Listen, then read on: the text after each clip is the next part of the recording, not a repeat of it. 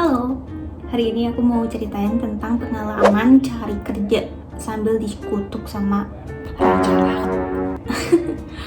Jadi gue merupakan fresh graduate dari salah satu kampus yang di Yogyakarta. Gue menyelesaikan studi selama 3,5 tahun. Dan gue tuh udah melakukan freelance dari 2019, which is itu ketika gue masih berada di ranah jenjang pendidikan SMK sampai saat ini.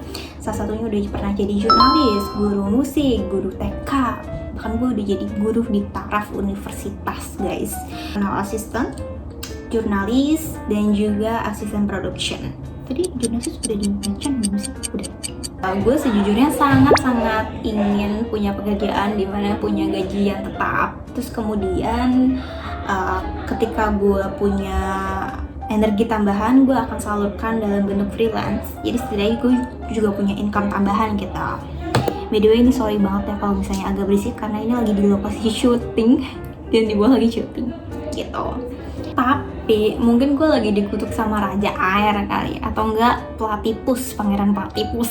Aneh banget lagi bahasanya. Cuman gue mencari pekerjaan ini untuk pekerjaan tetap itu sangat door banget gitu. Apalagi ini kali pertamanya gue ngerantau ke Jakarta, dan of course gue harus bisa adaptasi dengan semua hal, termasuk semacet-macetnya Jakarta. Pokoknya gue kayak punya banyak banget ya pengalaman aneh yang gue rasakan ketika mencari pekerjaan ini gitu.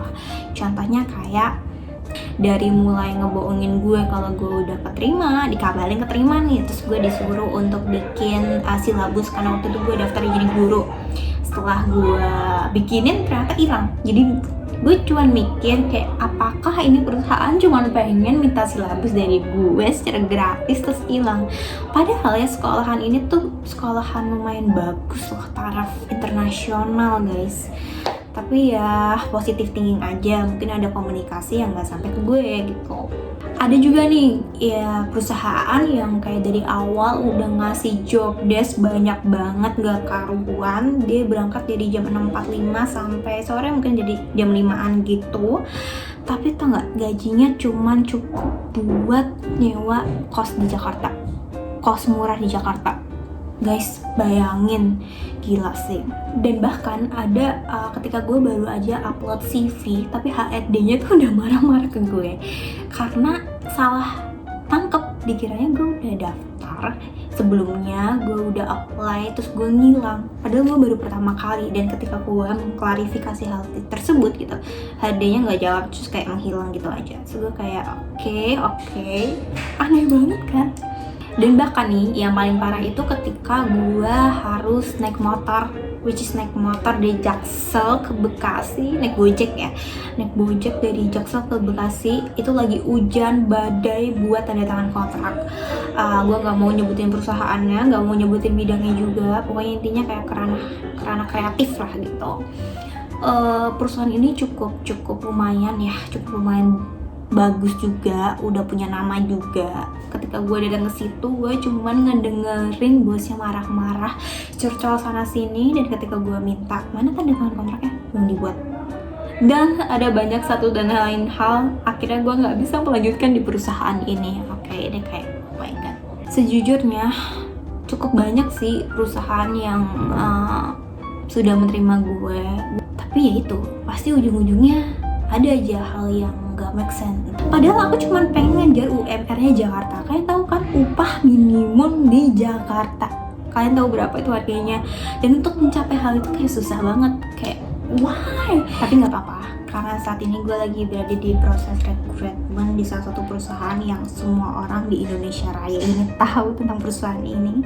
Dan bismillah ya, karena gue punya feeling bagus mengenai ini. Dan selama gue sekolah, gue juga bukan anak bodoh, punya skill juga dan kemampuan juga gitu, serta kemauan ya of course. Punya banyak pengalaman juga, tapi mungkin memang kesalahannya tuh ada di waktunya lagi nggak tepat aja nih untuk gue gitu. Kalau dibilang stres sih, jelas gue stres banget karena gue cuma pengen dapet income yang stabil gitu loh untuk pengalaman gue ketika gue udah baru aja lulus nih sebagai fresh graduate gitu. Bahkan gue udah konsultasi sama psikolog, gue juga ngobrol sama konsultasi sama orang-orang yang lebih berpengalaman, yang lebih tua.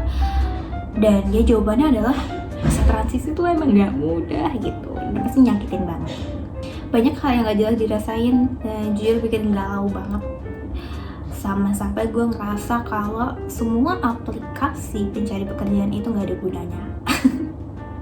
Gitu. Dan gue udah ada di ambang stres berat, tapi untungnya gue gak ada di ranah depresi. Tapi tenang, gue gak self diagnosis ya, karena gue udah ada dokter psikolognya sendiri, jadi gue gak self diagnosis.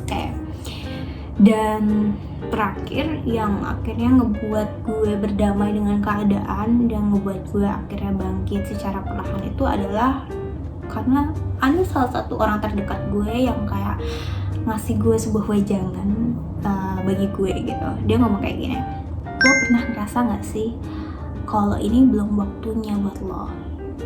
Sama Tuhan lagi disuruh untuk ngebenahi hal-hal mungkin salah di dalam diri lo sendiri gitu. Kalau mau mulus nih jalannya dikasih sama Tuhan, terus orang kebagian apa? Rezeki kan dibagi-bagi. Dan dari situ gue kayak ya oke, gue bangkit dan gue berusaha untuk menenangkan diri gue untuk mendapatkan banyak vibes yang positif gitu. Dan ya, gue ngejalanin masa rekrutmen ini, bismillah. Dan kalau kalian punya pengalaman apa nih mengenai mencari kerja, komen di bawah. Jangan sampai dikutuk sama Raja Laut atau Pangeran Patipus. Gue Amara Melafta, bye-bye.